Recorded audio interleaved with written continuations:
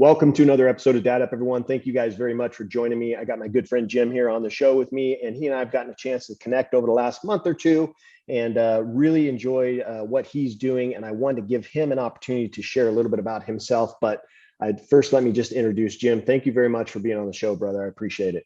Bryan, thanks for having me. I'm all the way up here in Montana, probably a little bit envious of some of your California weather right now, but I'm living my best life here. Awesome.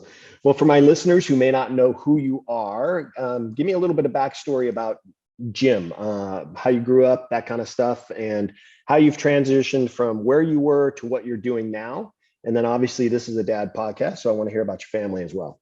Yeah, and I think our histories define us and allow us to be who we are as fathers, and all the lessons we've learned along the way. We paid some dummy tax in life. Early on, I grew up in Newport Beach. I was working for my grandparents. We had a restaurant on 15th Street and on Balboa Island. So I learned the fast food business at 13 years old. When I turned 16, I started working for California's famous In-N-Out Burger. My brother's been the CEO there for 35 years, just recently retired. His sister-in-law is the owner of the company. So it wasn't necessarily my family business, but it was an extension of my family. And I had a wonderful career there. That lasted into my late 20s. I was one of our most successful store managers, sold 1 million hamburgers in a year for the first time ever in that company history, right up there in Redondo Beach, California, off the 405 freeway. So wonderful career there. Decided I needed to change. Spent 4 years in Lake Tahoe as a food and beverage director for a ski resort, and then found myself back in Orange County working for Kettle One Vodka, stationed out of Aliso Viejo. I was hired on in marketing. I became their vice president of PR marketing and events, which allowed me to travel the world and have just a wonderful career of giving back and working with some top level executives and companies across the nation, really. We got to a point where we were going to sell the company to Diageo, which is the world's largest supplier. At that time, I decided that I was going to look at other opportunities. And I had a business partner, Peter Jacobson, who's on the PGA Tour, great guy. He said he'd invest in anything that I would do. And so I started a tequila company, managed to take over Sammy Hagar's old distillery that he was making Cabo Wabo at down there in Guadalajara, and started a brand called Azuña Tequila with much success. From 2007, we raised $5 million through Peter Jacobson's help and his network. And I stepped away in 2017 as the CEO, left my shares there, and became a dad. And I'm on my second marriage, made a lot of mistakes in the first, and God has blessed me with a wonderful wife. And now I have a 6-year-old daughter and an 8-year-old daughter.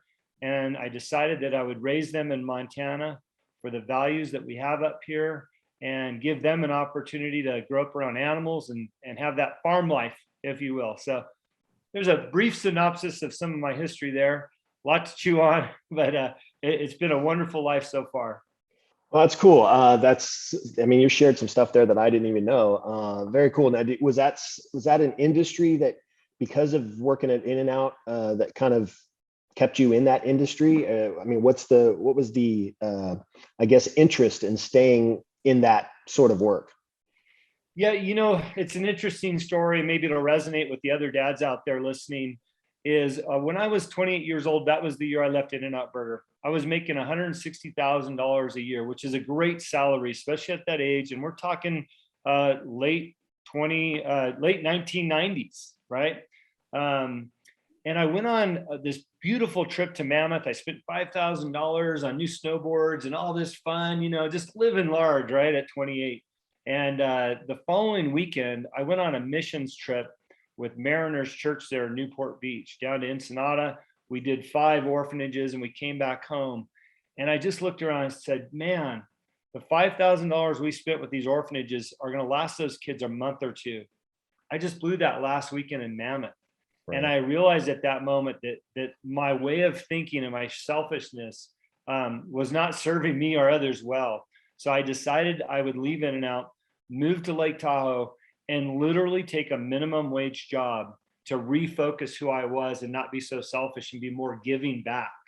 I worked at the casino for a couple months. I worked at Kirkwood Ski Resort for a couple months, and all of a sudden, Sierra Tahoe Ski Resort picked me up as a food and beverage director. And, I think it was my realignment and my history that allowed the general manager of that resort, John Rice, to say yes to me and bring me on board. And it felt great because my values were realigned. I learned at that age what my values were, and I've been practicing using my values as my compass ever since. So it wasn't necessarily I wanted to stay in kind of the food and beverage and alcohol business. It was a natural fit for me, but my values made the biggest change at that time. Well, that's interesting because obviously you have an 8-year-old and a 6-year-old, right? And obviously you're showing them, you're kind of teaching them about giving back and being that giving person. Obviously that's important to you. Clearly you made the decision when you were fairly young to make that transition. How important is that you teach those lessons to your daughters? It's critical. We all live by our values, and they're in this order. It's God, family, health, giving back, time together. And the last thing of my values is actually business and making money. So anytime we go to make a decision as a family or a business decision for me, I weigh that against my values. As I suggested, I'm in Montana now for the reasons that are important to my values, raising my kids in an environment that I think is the best environment for them to grow up in. I could easily move back to California and be on Easy Street making big money for some corporation again, but it is completely against all my values. So as it relates to my kids, they understand implicitly what's important to us as a family. And growing up now, you've kind of grew up kind of in Southern California, right? And I mean, to go from California to Montana is a huge step.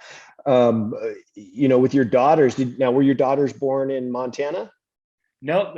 We've been here 3 years now. So they were both born there in Orange County, both in Mission Hospital down there in Mission Viejo. Great people, great hospital. And by the way, we were living a beautiful lifestyle down there. We had a place in Laguna Niguel and eventually moved inland to Upland to be closer to our family. So we had a nice unit. But what we learned is, the cliche cement jungle. I didn't want my kids to grow up in the cement jungle. And to be honest with you, the beach cities were not the same as I grew up in the late 70s and 80s. The culture's changed. The focus on money and the have-nots was just overwhelming for me to think about raising my kids in that environment. So we picked up and we moved after they were born and almost established in their preschools, so it's not easy, but they're thrilled now that we're here. Yeah. So the life that you live now in Montana, you have obviously a beautiful property. You're living with obviously your wife and your kids. My question though is that going to be a permanent place? I mean, is that something that you want your kids to kind of plant their roots at? Is that an area that you want your kids to plant their roots? Because I know for my kids, they're older now, they're both adults. But my older son, who was born and raised in California, wants to move somewhere else. He doesn't want to stay here in California. So for your kids, you think that's something that you guys hope that they do, is kind of stick around there? Well, yeah. I couldn't imagine a day without my kids being around. I'm fortunate as a business consultant now to pick and choose my hours. I drive them to school. I take them to the movies after school. We ride horses together every other night. But I interviewed a woman by the name of Sherry Lefko the other day, who talks about our limiting beliefs and who we are as parents. And one of the things that she said really resonated with me. And she said, as parents, we're here to guide and give our kids the tools they need to grow up, but we don't want to put any inhibitions on them or expectations on them that they feel like they're going to let us down. So to answer your question, man, I sure hope that they stick around. My 6-year-old promises she's never going to move out. We know that's not true, but I don't want to put any expectations on my kid where they feel that they're confined to do what I want them to do. I want to build them up and give them the tools to flourish wherever they go. That's cool. I'm glad you said that, because as parents, sometimes, parents think that we're supposed to be this guide for them, which we are. But we also want to allow our kids to kind of step out of their comfort zone, I guess you could say, and flourish on their own. I mean, for my boys, I wanted to be the role model. I wanted to be the guide for them, but I also wanted to allow them to make the decisions themselves. And then I could just be that support system if they needed. Obviously that's the case for you and your wife with your daughters. What challenges are you guys facing right now with younger kids? You have younger kids. My kids are older. They're 23 and 20. But with younger kids, what kind of challenges are you guys facing that maybe would resonate with other dads or even moms out there who have younger kids, being in that environment? Because I know Montana's, it's cold, right? And there's a lot of different things going on there. What challenges are you guys facing right now? I think some of it has to do with their age. I'm not sure as a dad, right? When you transition from really, I don't want to say coddling our kids, but realizing, okay, they're too young to take on chores and heavy tasks. So you delay that. But when is that time that you actually start saying, okay, guys, it's time for you to help take out the trash and feed the animals? So, we're struggling with that a little bit. Plus, we've got two girls that are close enough in age, but obviously one's 8, so she's capable of a lot more. So we're trying to delegate small tasks to them to get them off the couch or off the TV.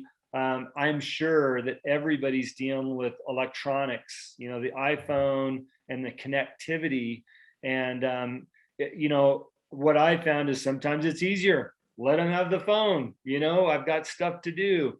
And so we struggle with trying to be in the moment with our kids and not let the phone be the babysitter, if you will. And it's been hard.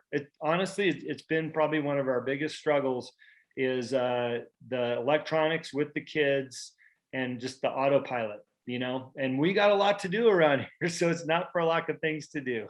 Yeah.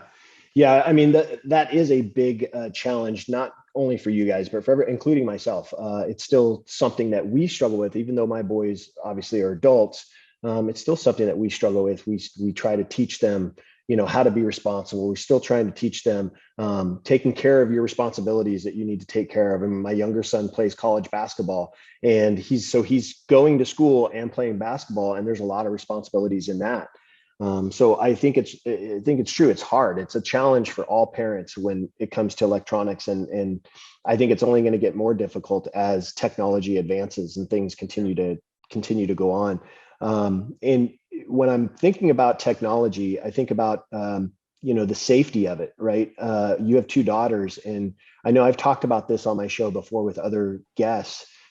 Just the lack of security there really is, because truly anybody can get a hold of your daughters if they have an iPad or a phone. Is that something that is a concern? I'm sure it's a concern, but how are you guys going to manage that as parents? Because I'm sure there are parents out there that are probably struggling in that area too. Yeah, there's some fun programs that the kids play on, like Roblox, where they can interact with other people on the game, right? And we've really had a tight noose around who they get to play with, and when strangers show up in that game, that they are not to interact with them. But it's still a concern, and as much as you check in on it, it's about limiting. And also, we've never baby talked our kids. We've always spoken to them like adults. We've always answered their questions. We've always been upfront with them. So we've talked to them even at their young age, like, hey, strangers might act like they're a kid to get to know you better for their own selfish reasons, right? And although they might not understand that 100%, we've already had that dialogue with them to understand where that might go, right? And so I think just good education and being honest with your kids will help. But also, I think having controls in place or limiting or picking up the phone and seeing what they're doing. Yes, controls in place for sure. And I think you mentioned it just a minute ago about having the constant communication or constant conversation with them. I don't think I'm a true believer in this. It's not a one-time conversation. This is a conversation that's ongoing. It's never ending. And it's something that we did as parents, my wife and I, with our boys, is constantly talking to them about what they're doing, who they're communicating with. And one of the other things that I always encourage parents is, it's important for us to know who their friends are, and not only their friends, but know their friends as parents, because that'll tell you the quality of people that they're hanging out with. And that will obviously have a direct impact on their life. So it's important, and I'm glad that you guys are doing that. And just make sure you guys continue that conversation, because you're going to have daughters here. They're going to hit that teenage years pretty quick. It's gonna come before you know it. So that's something you guys got to be aware of for sure. Go ahead. You were going to say something. Yeah, I heard a really interesting statistic by one of my guests last month. She's in charge of adolescents, teens, and giving them some formal coaching in their youth. But she said, kids that spend more than 3 hours a day on a phone have a 30% probability of getting depression. And when that phone time goes up to 4 to 5 hours, it becomes 70% probability of depression. So, beyond just who your kids are interacting with on their programs on their iPhones, also the amount of screen time that they have and the effects of that could result in a lot of the depression that we're seeing nationally. That we have a little bit of a suicide crisis in some parts of this nation. I know Montana is one of those states. So we're really hypersensitive on it. I think it's an important topic for us as dads to talk about, be aware of, and have that kind of that circle of discussion, because they're all good reminders. Hey, maybe I didn't do it this last month, and this is a reminder to do it again and talk to our kids again. So thank you for bringing it up, because it's just so important. Yeah, absolutely. Now I want to talk to you a little bit about, you've had a pretty good life as far as the business that you've been associated with and the things that you've done in your life. How are you, now that you're in Montana and you're kind of this consultant, but how are you balancing that time? Because you said that you're able to pick your daughters up, take them to school, that kind of stuff. But it's important that we're, focusing on making money for the family, right? Obviously, that's important. How are you balancing that time? Because I know a lot of dads like to hear, how are other dads balancing their time? Because I find that I just don't have enough time in the day. Yeah. Well, Bryan, I reverse engineered my life. I had a great business coach down there, David Meltzer, talking about, what's important to me. We talked about my values a little bit. So I reverse engineer my life. How much money did I really actually need to make to go off into retirement, based on what my assets were, based on what my desires are, my lifestyle, where I wanted to live, what my ideal home looked like, and how I'd raise my kids, right? And when you start working backwards, it's so easy, especially in Orange County. You kind of get wrapped up in the materialistic side of living. Well, I need a house close to the beach, I need a nice car, and all of a sudden, when you start looking at retirement, you feel like, gosh, I can't retire unless I've got millions saved, 10, $20 million saved, because that's what your neighbor appears to have and everyone else. The reality is, when I moved to Montana, I reduced all my costs by 30%. Matter of fact, although my house is 5 times the size and I have 17 acres here, minus the quarter acre I had in California, my cost of the home was $250,000 less than what it was in California, right? So I started downsizing everything so that my retirement dollars lasted longer, but my monthly needs were much smaller, right? So as a consultant, I said, okay, how many clients do I need to hit this monthly goal that will maintain my retirement lifestyle? Well, come to find out, it's only 3 clients. And the reality of that is probably somewhere around 20 hours of commitment per week. And I'm in my 50s, so I have a lot of experience. So I bring a lot to the table for them. So it warrants the price tag that I get. But it took thought and consideration 4 years ago what this life would look like, build out a plan, and then work towards it, right? And now, I mean, look, dads, it's nice to have some extra spending money, and we got 5 horses. So, price tag on a horse continues to go up. So knowing what my needs are and where I have extra time, let's just say the kids are off, in ballet twice a week and I've got an extra few hours. Well, I'll use those hours to grind out maybe an extra client. I just finished writing a book, which will be out later this month or in January, which would be an extra source of revenue. So there's ways that you can uptick your revenue, but when you have your foundation matched with your lifestyle, things really start to work well. And that's hopefully answers your question. That's how I've done it. Oh, that's very cool. That's very cool. Yeah, I have heard that before. It's something that I have not implemented in my own life. It's just my balance comes from how I schedule each and every day. I actually do, I actually schedule each and every day. And it's funny, my wife and I actually talk about our upcoming week. So that way we know the kind of things that we have taking place this next week, and we can accommodate not only our own personal things that we have to take care of, but also things within the family. Now, obviously we get little glitches that get thrown in our way, like, my situation this morning with, Yeah. the whole bank fraud thing. I had a situation this morning, but those kind of things get thrown into the mix and are sudden. Those you have to deal with, but finding a way to balance, and I find it through scheduling. You find it through the reverse psychology, I guess. Yeah, but also, to be fair, based on what you and your wife do, I create a daily structure that starts at 5 a.m. and goes until the afternoon, right?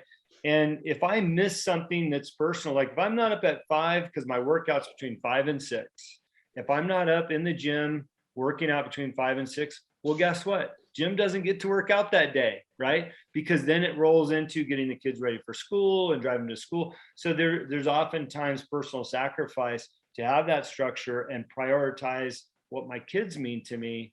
And I thank you for pointing out the life that I've had, because it's been wonderful and I've been very blessed.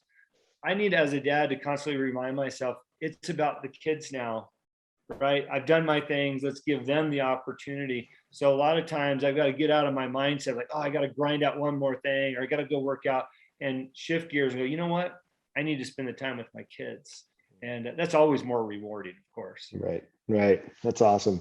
I want to ask you this. If I were to ask you, tell me something that you learned from your own parents that you're using today as a parent, what would that be? Because I find that a lot of our guidance and how we raise our kids comes from how we were raised.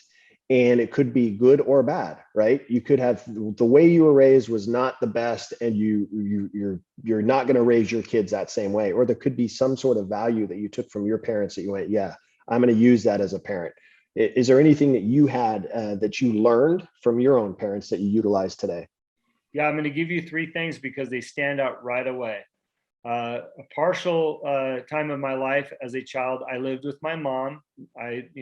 2 households. A lot of us know what that's like.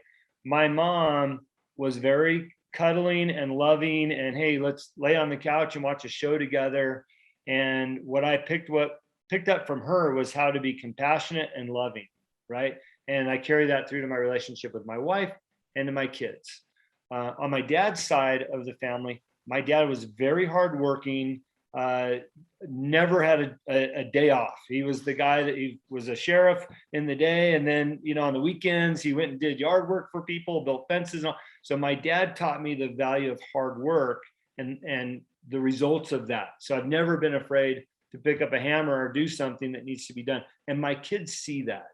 We built this farm up here in Montana, and it's a working farm. We've got 40 animals. So my kids see that. So there's 2 big things. And I love that you phrase it this way.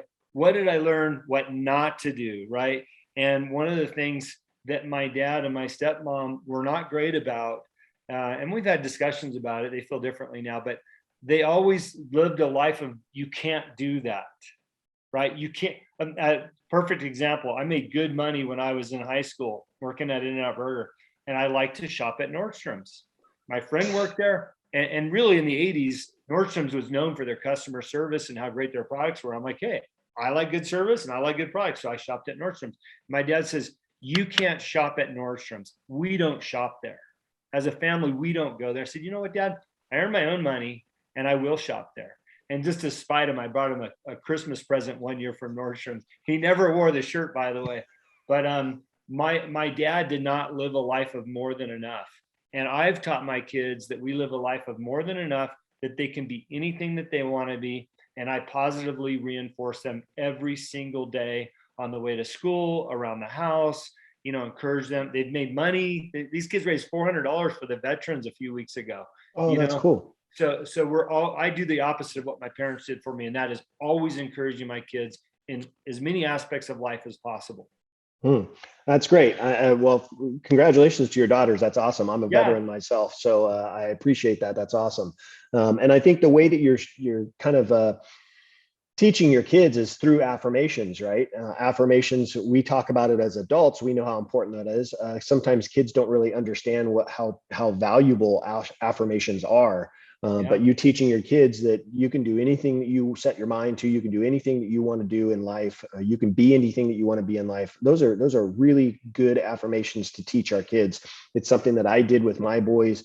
My oldest son, particularly when he was very, very young, I'd say probably 3. I used to tell him, you are, gosh, now I'm forgetting it now that I say that. I'd say you're a leader, you're a champion. That's what I would say to him every single day. And his response would be, I'm the best in the world. That was his response.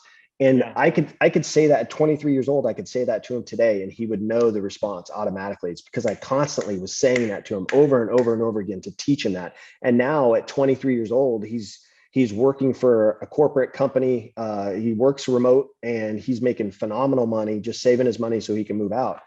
So he's really come a long way. And I think it all stems from not only how he was raised, teaching him hard work and the values of it, but also those little affirmations that we used to say to him as a young child, just to kind of instill it in his mind. So that way, when he is of adult age, he just has that right mindset to get him started and get him going. So that's cool. Yeah. Let me ask you this. If my listeners wanted to look you up, learn a little bit more about you, maybe check you out, check out your podcast, that kind of stuff, where's the best place for them to do that? How can they go about it? Yeah, you can find me at the website livelifedriven.com, livelifedriven.com. I do a bi-weekly blog. My podcast is on there. All my shows are on there. We've got 52,000 subscribers now. And then some of my business stuff is on there, but that's the best place. If you want to see some Montana ranch lifestyle, you can click my Instagram, which is Jim Riley, Montana. You can also find that on the website. And I talk a lot about our ranching and our kids and our values up here and what we're doing. And I would encourage dads to really think about the lifestyle that they've created for their kids. As you suggested, those positive affirmations. I'm such a believer in that. And by the way, we get to talk about some of our accolades on shows like this, but it's not easy. We have little struggles every day with our kids and we're not perfect. But I think at the end of the day, one thing that we do, and I'm rambling on now, but one thing that we do at the end of our day together as a family is we all say 3 things that we're grateful for every single day before our heads hit the pillow. And if you've never done that with your kids, especially the younger ones, the things that they come up with after they've gotten into the habit of doing it, the things that they come up with are so special and impactful, and you realize how much they're paying attention. There's no greater reward than hearing, out of the mouths of your kids, the things that they see and learn every single day and that they're grateful for. Pretty cool. That's awesome. Very cool. Well, listen, Jim, it has been an honor having you on, brother. I appreciate who you are, the things that you're doing, not only in the business side, but also with your podcast and your soon to be coming out book. What's the name of the book, by the way? Freedom to Say Yes. There you go. Freedom to Say Yes. Awesome. Well, I appreciate all the stuff that you're doing. And I appreciate the dad that you are, because those girls need a huge role model. And I think they found one in you. Keep doing what you're doing, brother. And I look forward to our continued friendship coming up. So I appreciate you and thank you for being on. Thank you, Bryan. It's a pure pleasure. Dad life is a great life. I wouldn't change it for anything, but I'm glad to have additional dads in my network now. Thank you. Awesome. Well, listen, guys, this has been another episode of Dad Up. Thank you all very much for joining me. Make sure you guys are checking out Jim and all the things that he's doing. And also, if you're not subscribing yet to my show, make sure you're doing that either on the podcast or on my YouTube channel. You can find that all on my website. But thank you again to my special guest, Jim Riley, for being on. And thank you all for listening or watching wherever you are. Stay tuned for the next episode. This is Dad Up. Thanks for listening to another episode of Dad Up. Make sure you guys subscribe to my podcast and my YouTube channel. And do me a favor, leave me a rating and a review. Would love to hear from you to see what you think of the show. Stay tuned for more exciting episodes coming up each and every week. Thank you for listening. This is Dad Up.